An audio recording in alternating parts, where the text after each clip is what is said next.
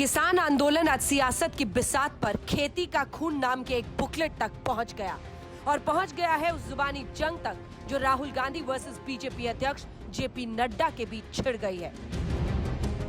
हाथ में आरोपों का बुकलेट लिए राहुल गांधी ने आज अपने आप को किसानों का हम साथी बताया। कहा, भट्टा परसौल से लेकर आज तक मैं किसानों के साथ खड़ा हूं, बीजेपी उन्हें पूंजीपतियों के हवाले कर रही है। 4-5 लोगों के हाथ में पूरा का पूरा एग्री हिंदुस्तान की खेती का ढांचा नरेंद्र मोदी जी दे रहे हैं।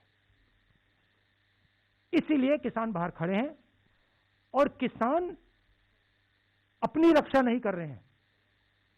और ये हमारे मिडिल क्लास भाइयों को और खासतौर से युवाओं को समझना होगा, किसानों को ना थकाया जा सकता है, ना उनका बेवकूफ बनाया जा सकता है। किसान प्रधानमंत्री से ज्यादा होशियार है।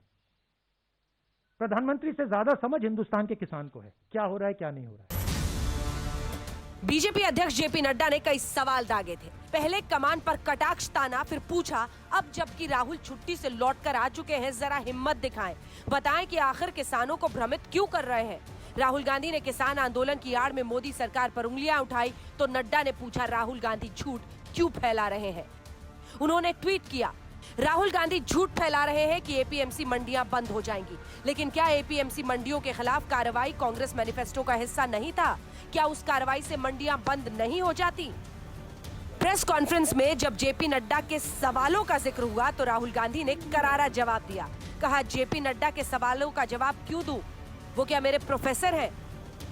इस पर बीजेपी ने ताना मारा, राहुल सवालों का जवाब देने से भाग गए। ये क्या जेपी नड्डा मेरे प्रोफेसर हैं क्या कि मैं इनको जवाब देता जाऊं? कि कौन है ये? क्या ये हिंदुस्तान के प्रोफेसर हैं, टीचर हैं क्या? उनका क्यों जवाब दूं मैं? कौन होते हैं वो? मैं हिंदुस्तान का जवाब देता हूं, किसान का जवाब देता हूं। किसान मुझसे कोई भी सवाल पूछे जवाब दूंगा। हाँ, हमने रिफॉर्म की बात की है, मगर हमने एग्रीकल्चर सिस्टम को डिस्ट्रॉय करने की बात नहीं की। नड्डा जी ने सवाल क्या पूछे, राहुल गांधी भाग गए।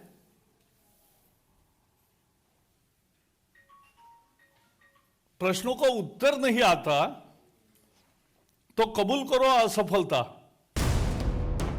राहुल गांधी ने आज खुद को राष्ट्रवादी भी बताया। कहा, देश में ये क्या नॉनसेंस चल रहा है, आरएसएस वाली ना सुनने ना समझने की नीति देश में नहीं चलेगी। बीजेपी ने भारत को दशकों पीछे घसीट दिया है। सरकार की तरफ से मोर्चा संभाला केंद्रीय मंत्री प्रकाश जावड़ेकर ने। कांग्रेस पर आरोप लगाया कि वो किसानों की समस्या का हल नहीं चाहती। खूनी खेल तो कांग्रेस ने 1984 में खेला था। मेरा कैरेक्टर है,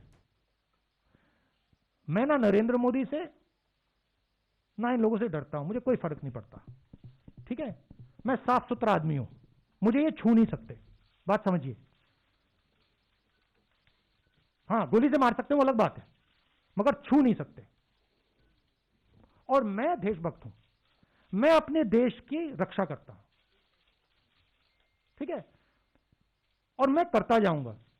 मैं अकेला खड़ा हो जाऊंगा, पूरा देश अलग से दूसरे साइड हो जाएगा, मगर मैं अकेला खड़ा होकर खड़ा हो जाऊंगा, मुझे कोई फर्क नहीं पड़ता। ये मेरा धर्म है। खेती का खून आप कह रहे हो, लेकिन आपने खून का खेल खेला।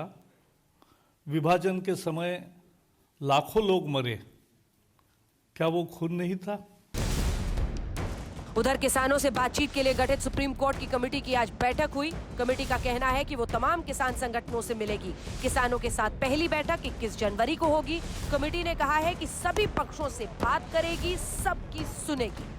हम तो विनती सबके आगे हाथ जोड़ के करेंगे। अपने विचार दीजिए, किस तरह से किसान का भला किया जा सकता है ये बता दीजिए, और हमने अपने वो विचार आगे सुप्रीम कोर्ट को देने हैं। इधर इस सियासी घमासान के बीच किसान अपने आंदोलन पर अभी भी बैठे हैं। तीनों कृषि कानूनों की वापसी की मांग पर अभी भी डटे हैं और 26 जनवरी को ट्रैक्टर रैली निकालने की तैयारी भी कर रहे हैं।